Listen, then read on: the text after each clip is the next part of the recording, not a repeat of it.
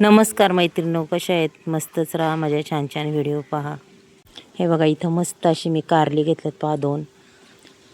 चला आता ही मैत्रिणींनो, आपण कारली अशी व्यवस्थित अगदी चिरून घेऊया.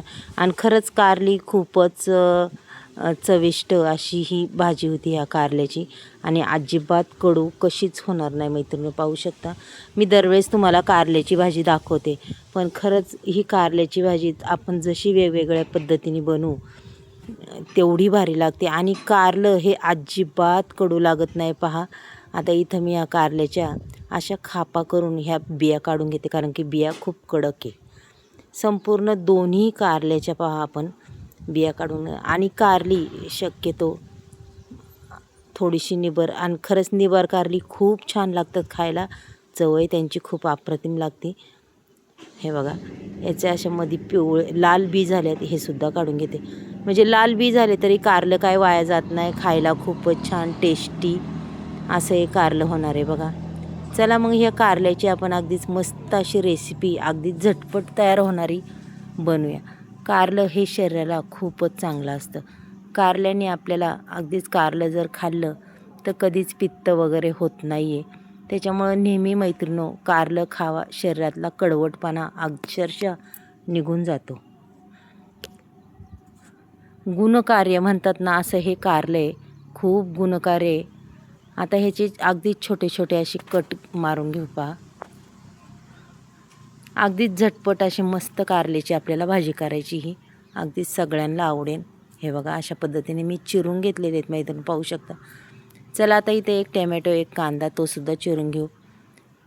पुन्हा आपण लसूणही घेतला आहे, तो सुद्धा टेचून घेतलेला आहे. कांदा मी अक्षरशः उभा चिरला आहे, जरा काहीतरी वेगळं. आता इथं पुन्हा ही कारली मी घेते. कारल्याला आता आपल्याला धुवून घ्यायचे स्वच्छ पहा. इथं मी मीठ टाकले कारल्यामध्ये आणि हळदसुद्धा टाकली पहा. आता हे पूर्ण असं मीठ आणि हळदीने चोळून आपल्याला धुवायचं आहे बरं का मैत्रिणी. पहा, अजिबात तुमचं कारलं कसंच कडू लागणार नाही, अक्षरशः बटाट्यासारखंच हे कारलं लागणार, एवढं भारी लागतं कारल्याची भाजी. चला आता पूर्ण हे चोळून घेतले, आता मस्त असं धुवून घेऊया पहा. चला 2-3 वेळा आपण धुवून घेऊया, हे पाणी ओतून घेऊया. अगदी साफ केलेलं आहे, पाहू शकता. आणि पुन्हा मी कारलं हे पाण्यात ठेवलं आहे. इकडं गॅसवर कढई ठेवली, कढईमध्ये टाकणारे मी तेल पहा. तेल अगदीच चांगल्या पद्धतीने हे तापून घ्यायचं आहे आपल्याला. त्याच्यानंतर जिरी मोहरी तेलामध्ये टाकायची. छानच अगदी जिरी मोहरी तडतडलेली आहे मैत्रिणी, पाहू शकता, मस्त अशी तडतडलेली आहे. त्याच्यानंतर टेचलेला लसूणसुद्धा आपल्याला त्याच्यात टाकायचा आहे. लसूण कधी बी टेचून घ्यायचा आणि त्याच्यानंतर द्यायचा कांदा टाकून पहा. आज कांदा मी उभा चिरलेला आहे, आडवा नाही चिरला आहे. कांदा अगदी छान पद्धतीने परतून घ्यायचा आहे बघा. आता मस्त कलर येतोपर्यंत कांदा परतायचा आहे. हे बघा, अक्षरशः कांदा हा पूर्ण असा मोकळा होतो पहा. आणि खरंच असा कधीतरी वेगळी भाजी मैत्रिणी, मी आता तुम्हाला एक दिवस पूर्ण असं खारं कारलं दाखवणार आहे. आपण एकदा करूया असं खारं कारलं, ते बी खूप छान लागतं. आणि हे आज काय एवढं कारलं मी तिखट करणार नाही आहे, फक्त साधारण असे आपण याच्यात मसाले टाकणार आहे बरं का. आता अगदीच चांगल्या पद्धतीने हे टॅमॅटो कांदा अगदी सॉफ्ट होत चालला आहे, पाहू शकता, तुम्हाला दिसत असेल. आणि ज्यावेळेस मी हलवते, टॅमॅटो ज्यावेळेस मऊ होतो तो सुद्धा असा दाबून घेणार आहे, की नंतर तुम्हाला त्याच्यात टॅमॅटो कसाच दिसणार नाही आहे मैत्रिणी. पाहू शकता तुम्ही. हे बघा, अगदी छान रंग आला आहे, मस्त झालेले आहेत पहा. अशा पद्धतीने आपल्याला हे दाबून घ्यायचे पहा. असं ज्या भांड्याने आपण हलवतो त्यानेच मी असं दाबून घेते, पाहू शकता. अगदी छान पद्धतीने असं हे दाबून घ्यायचे मैत्रिणी पहा. त्याच्यानंतर टाकायची आपल्याला थोडीशी हळद, थोडीशी धना पावडर टाकायची मैत्रिणी. त्याच्यात थोडासा मटण मसालासुद्धा टाकायचा आहे आणि थोडंसं तिखट मसाला असा आपण त्याच्यात टाकणार आहे पहा. जास्त याच्या विराईत काही टाकणार नाही आहे, जास्त तिखटही नाही करायचं. जेवढं कमी तिखट कारलं असेल तेवढं खायला खूप छान लागतं आणि चव बी खूप अप्रतिम लागते. बघा, छान मसाले परतलेत. त्याच्यानंतर आपण त्याच्यात देऊया कारले टाकून. हे बघा आता संपूर्ण कारली मी अक्षरशः धुवून टाकलेली पाहू शकता. कारलं अगदी मस्त असं हलवून घेऊया पहा. जेवढं परतता येईल तेवढं परता कारलं. आणि शिजायला बी त्याला काही टाईम लागत नाही. चवीपुरतं मीठही टाकून घ्या मैत्रिणीनं. कारल्याची भाजी एकदा नक्की करून पहा अशी माझ्या पद्धतीने. खरंच खूप छान लागते, खायला बी खूप टेस्टी लागते पहा.